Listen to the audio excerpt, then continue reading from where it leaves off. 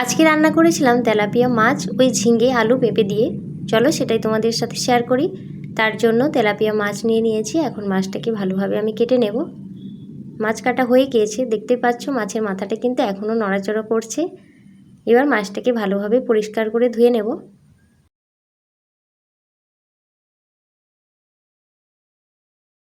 তারপর মাছগুলোতে লবণ মাখিয়ে বেশ কিছুক্ষণ রেখে দিতে হবে। ওই আধ ঘন্টা মতো রাখলেই হবে। এখানে আমি এখন সবজিগুলো কেটে নিচ্ছি।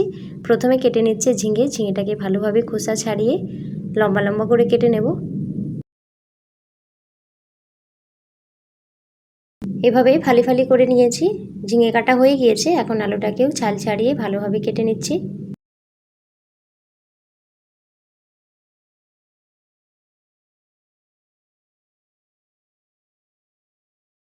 এভাবেই কেটে নিয়েছি।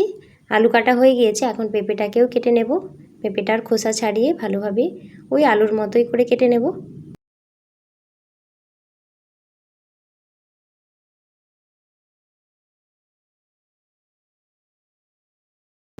এখানে আমার সব সবজিগুলো কাটা হয়ে গিয়েছে। এখন মাছটাকে লবণ মাখিয়ে তো রেখেইছিলাম। এবার মাছটাকে হলুদ দিয়ে দিয়েছি। হলুদ দিয়ে ভালোভাবে মাখিয়ে নেব। তারপর কড়াই বসিয়ে দেব। কড়াইতে দিয়ে দিয়েছি সর্ষের তেল। তেলটাকে ভালোভাবে গরম করে এক এক করে মাছগুলো এখানে দিয়ে দিয়েছি। মাছগুলো ভাজা হয়ে গিয়েছে, লাল লাল করে ভেজে তুলে নিয়েছি। এখন এখানে আমি মশলাটাকে রেডি করে নেব। মশলার জন্য নিয়েছি কিছুটা পরিমাণ আদা কুচি আর কিছুটা পরিমাণ রসুন আর কাঁচা লঙ্কা। এগুলো কিন্তু কাঁচা লঙ্কা ওই লাল হয়ে গিয়েছে আর কি। একসাথে ভালোভাবে বেটে নিচ্ছি। বাটা হয়ে গিয়েছে। এখানে আমি কিছুটা মৌরি ভিজিয়ে রেখেছিলাম, সেই মৌরি ভেজানোটা দিয়েছি। আর দিয়েছি কিছুটা পরিমাণ জিরে আর কিছুটা পরিমাণ সর্ষে দিয়ে ভালোভাবে একসাথে এগুলোকে আমি বেটে নেব।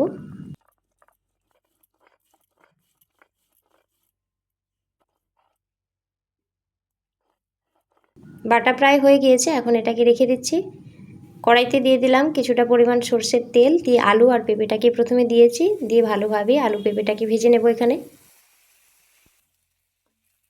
আস্তে আস্তে জাল দিয়ে ভালোভাবে ভেজে নিচ্ছি।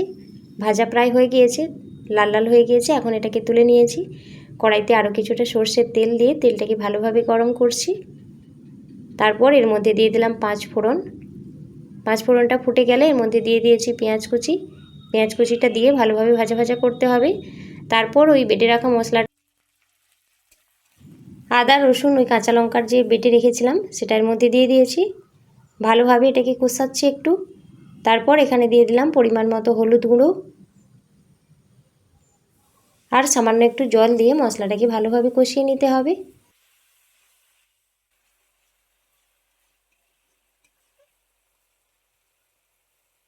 মশলা কষানো হয়ে গিয়েছে। এবার এর মধ্যে আমি ভেজে রাখা সবজিগুলো দিয়ে দেব। ভেজে রাখা আলু পেঁপে আর ঝিঙেটাকেও দিয়ে দিয়েছি। দিয়ে মশলার সাথে ভালোভাবে মিশিয়ে নিচ্ছি। এখন দিচ্ছি স্বাদ মতো লবণ। দিয়ে ভালোভাবে কষাতে হবে।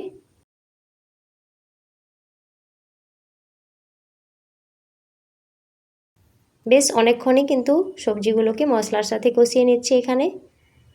তারপর এর মধ্যে বেটে রাখা ওই সর্ষে জিরে আর পানমৌরি সেই বাটাটাও এর মধ্যে দিয়ে দিচ্ছি। দেওয়ার পরে ভালোভাবে কষিয়ে নিতে হবে আর কিছুক্ষণ। এবার সবজিগুলো যাতে সেদ্ধ হয়ে যায় তার জন্য এর মধ্যে দিয়ে দিয়েছি জল। এখন এটাকে ভালোভাবে ফুটতে দেব।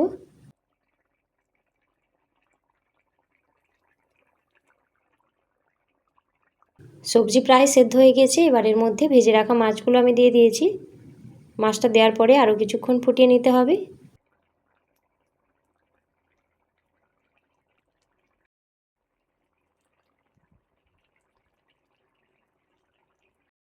এখানে আমার তৈরি হয়ে গেল তেলাপিয়া মাছ আর ঝিঙে পেঁপে আলু দিয়ে মৌরি বাটা জিরে বাটা দিয়ে পাতলা পাতলা একদম ঝোল।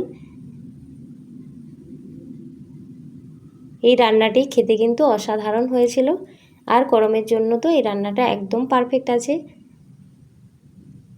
তোমরাও একবার এভাবে বাড়িতে বানিয়ে খেও, ভীষণ ভালো খেতে হয়। ভিডিওটি কেমন লাগলো অবশ্যই কিন্তু তোমরা কমেন্টে জানিও। আর চ্যানেলটিকে সাবস্ক্রাইব করে দিও। তাহলে চলো আজ আসি, দেখা হচ্ছে অন্য একটা ভিডিও নিয়ে খুব তাড়াতাড়ি। ততক্ষণ সবাই খুব ভালো থেকো, সুস্থ থেকো।